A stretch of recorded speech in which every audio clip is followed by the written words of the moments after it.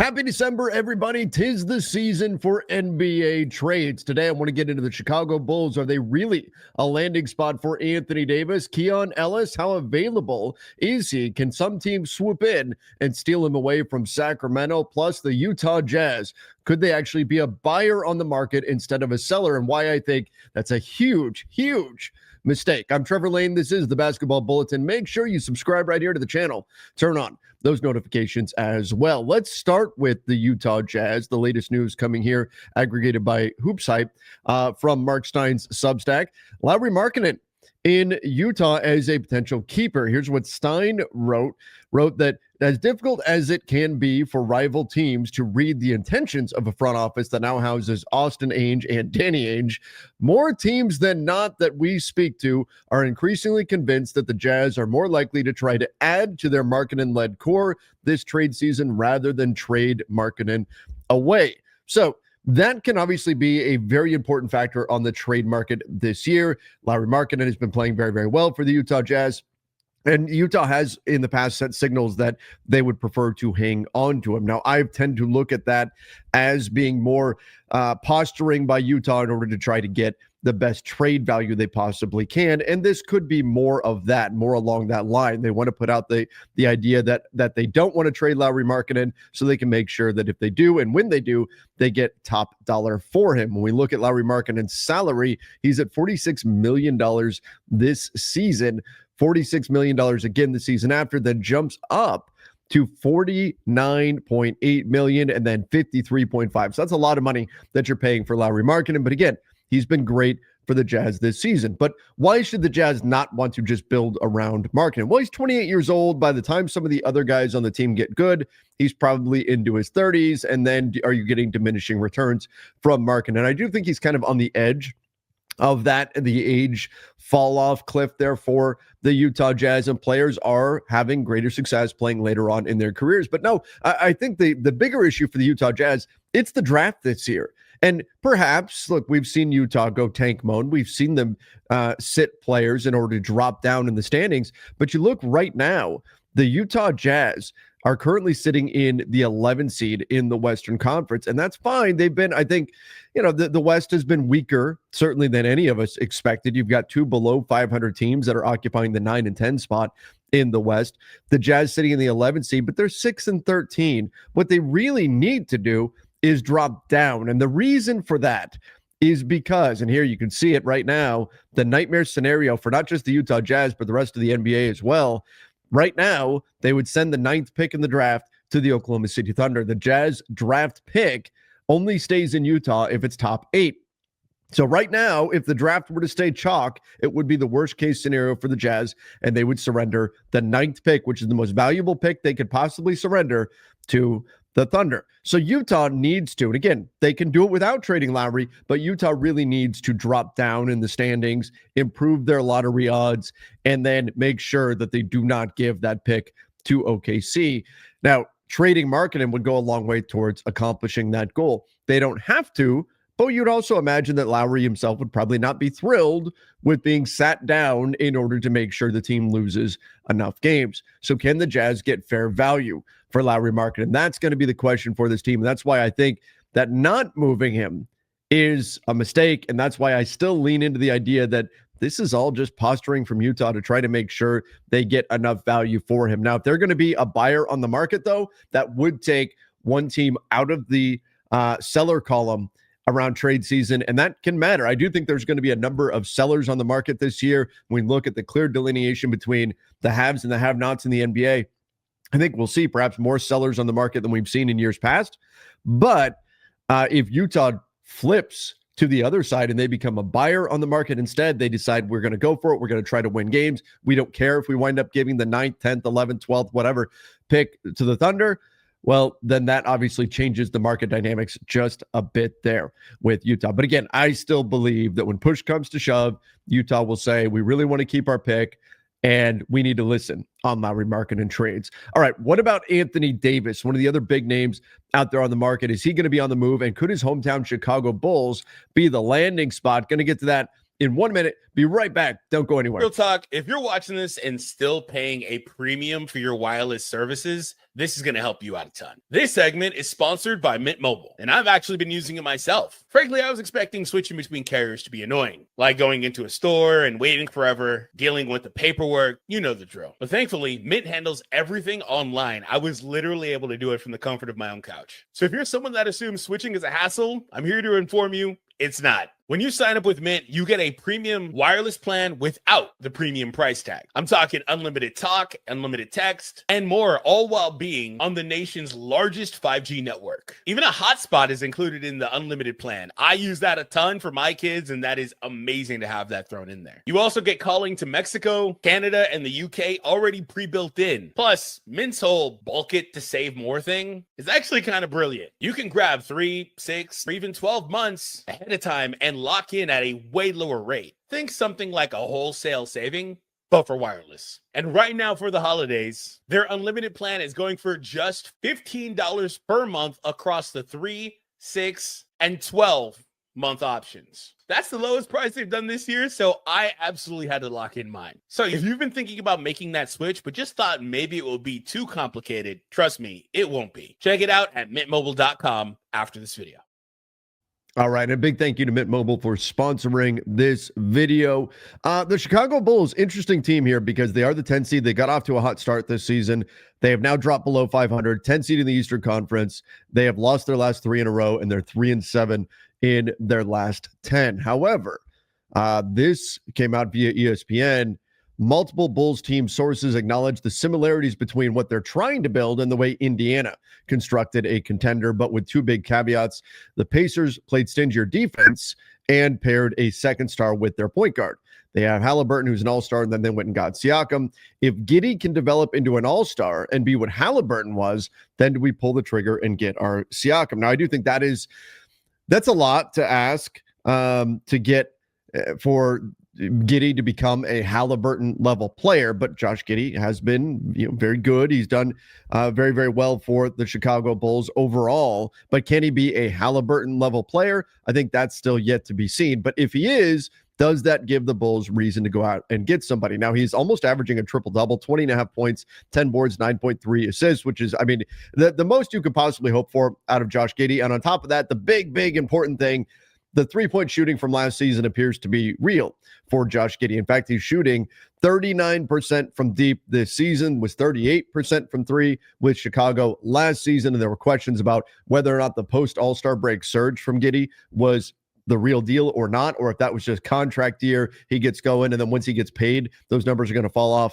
No, the numbers have been phenomenal from Josh Giddey. So if they believe that he is their All-Star, what would going and getting a Pascal Siakam-like player look like if they are trying to follow the model that the Pacers did? So what that could mean, building around, by the way, a core of Giddey, Kobe White, and Modest Buzelis, who's a lot of fun out there, as well as Noah Essengay. That's the core for Chicago. That's what they see as their core. Could they add to that? Now, Kobe White's going to have to be paid this offseason. That will be something. It's a very Austin Reeves-esque situation like we see in LA, where Kobe White doesn't make sense for him to sign an extension right now. And so he's going to wind up signing a new deal, most likely with Chicago. But if that is their trio that they're building around and they say this is good enough for us to be in the playoffs, again, perhaps the recent stretch will change their thinking on that. But if they believe that's good enough to be in the playoffs, could there be and really make a run with that as a core, Giddey, Buzelis, and Kobe White?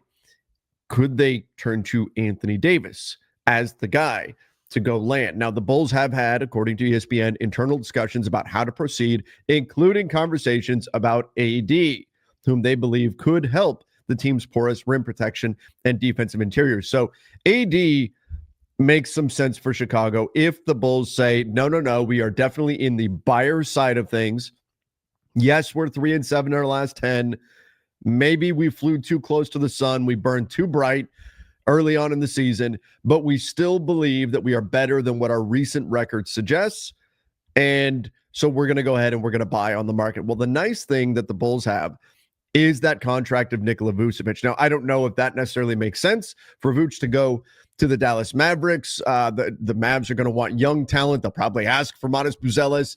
Do the Bulls want to give him up? No, certainly not. So it'll be interesting to see a negotiation between the Bulls and the Mavs. But if the Bulls do decide, hey, we want more defense, you're going to go after AD, you've got a big expiring contract in Vooch that whether he gets routed elsewhere or goes to Dallas, at least in terms of salary matching, you're getting a good chunk of the way there. Then you've got a guy like Zach Collins. Would there be any interest in Patrick Williams? Maybe not. But you also have Kevin Huerter, who's an $18 million expiring contract. So when we look at pure expirings, which do have value around the NBA, a lot of teams don't want to take on long-term salary.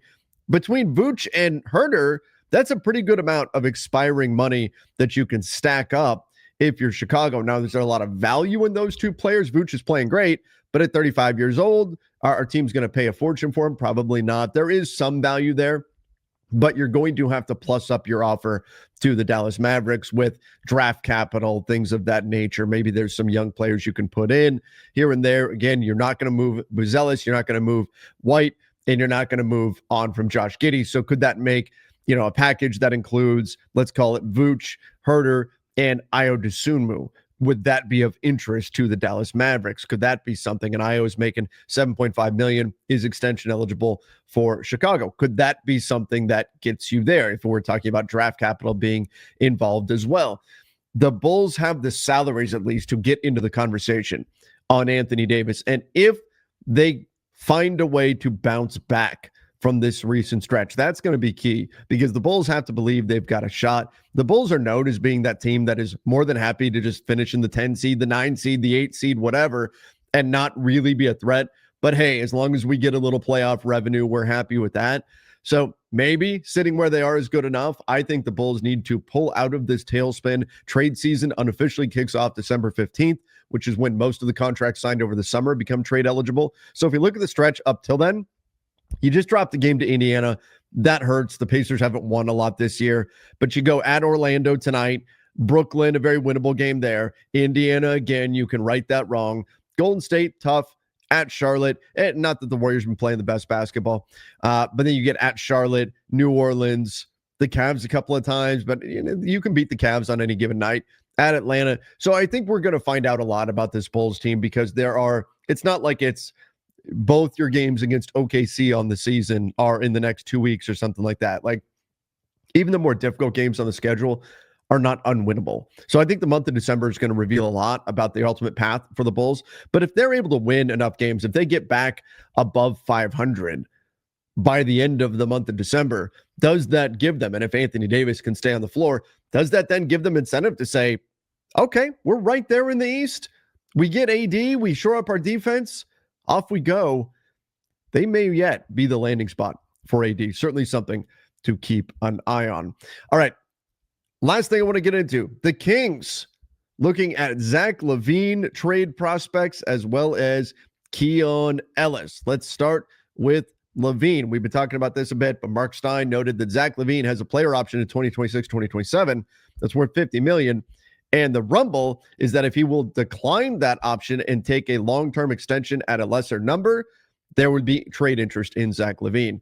However, if he doesn't, that's going to diminish his trade value. DeMar DeRozan is only guaranteed for $10 million, and so there can be a potential market for him. But right now, when you look at Zach LaVine and his contract, he has long been considered to be a guy that will, and by the way, the Kings very clearly need to go Seth Rollins style, burn it down, and look for a brighter day. But Zach LaVine, that last year of his contract, we've been operating as though he's just picking that up. Like, for years now, we've been operating as though that's a done deal. He's picking up that $48.9 million, so about $49 million player option. Now, if he will play ball here with teams and will decline that option and say, I'll take a longer term deal, what if you can do 3 years, $100 million extension for Zach LaVine? And just to throw out a number, right? So significantly less. If Zach LaVine were making $30 million, a lot of teams would be interested in him. He shoots the hell out of the ball. He's an offensive force. He's an awful defensive player. But at $30 million, he's much more palatable than at $49 million for sure. Much easier to put on a team and have him be the third or fourth best player if he's making $30 million a year. So I could see where if LaVine would play ball and decline that option and say, you know what? I don't know what my contract's going to look like after the 26-27 season. I don't know what my contract's going to look like after that $49 million. So instead of taking $50 million right now, maybe I will just lock in on $100 million, say, for the next 3 years, and then go from there. And that way, that will be my path to get to a better team that can help me win right now. And really, if teams are looking to offer me after this $49 million year, if maybe the most I'm getting is a 2-year, $50 million deal after that, if I get a 3-year, $100 million extension, at the end of the day, it's the same money, really, as what I would have been getting otherwise. And I get to get myself out of Sacramento into a better spot. So I could see a scenario where, as long as the money is where LaVine wants it to be, and as long as he's realistic about his future prospects after this $49 million for next season runs out, I could see a scenario where this does make sense. And Zach LaVine could turn down the player option, look to get a new deal done, and lock up some long-term future security and get himself to a team that has the ability to win. If that's the case, I think teams could be interested. Now, you're still trading for $48 million this season. If you're going to do a trade for Zach LaVine at the trade deadline, that's a lot. That's a lot to stack up. But teams would have a lot more interest if they know after that they're going to have LaVine at a more reasonable rate than if they know he's got $49 million coming next. I think if he has $49 million coming next season, it'll be a no-go. Teams will wait for him to be an expiring contract. Maybe there'll be interest over the summer. But if LaVine wants out of Sacramento, that may be the path to do it. Play ball, decline the player option, do a longer-term deal that's ultimately probably going to net you the same amount of money, and get yourself to a team that can help you win right now. Okay, let's finish up with Keon Ellis. So Keon Ellis in high demand. The phones are already ringing. If you go around to any of the message boards, fans of every team around the NBA right now essentially talking about how they could get Keon Ellis, because every team is looking for athletic defensive wing players that can also shoot. That's what Keon Ellis does. And the Kings aren't playing him nearly enough. And so I think there's a sense that he's available and could be attainable at a cheaper price than, say, the Herb Joneses of the world, who may not even be available at all. And if they are, they're going to be very expensive. However, the Kings have to decide, do they want him to be part of the future or not? Or do they want to try to cash out and get positive value for him, which I think they can get value for Keon Ellis. Could you get a first-round pick? Could you get a protected first-round pick? Maybe that seems to be in order given how in demand his skill set is. So if you can get that, and then you've got Keegan Murray and Nick Clifford identified as your off limits, we're building around these guys. Everybody else is available. DeMar DeRozan, Zach LaVine, Domantas Sabonis, all of these guys are available, and you're willing to move them if the price is right. Okay, Keon Ellis will be in high demand. In fact, I think he may be in higher demand than LaVine, higher demand than Sabonis, higher demand than DeRozan. He's younger, and he's just an easier plug-and-play fit than any of those guys. Plus, getting to his salary is super easy because he's only making a little over $2 million.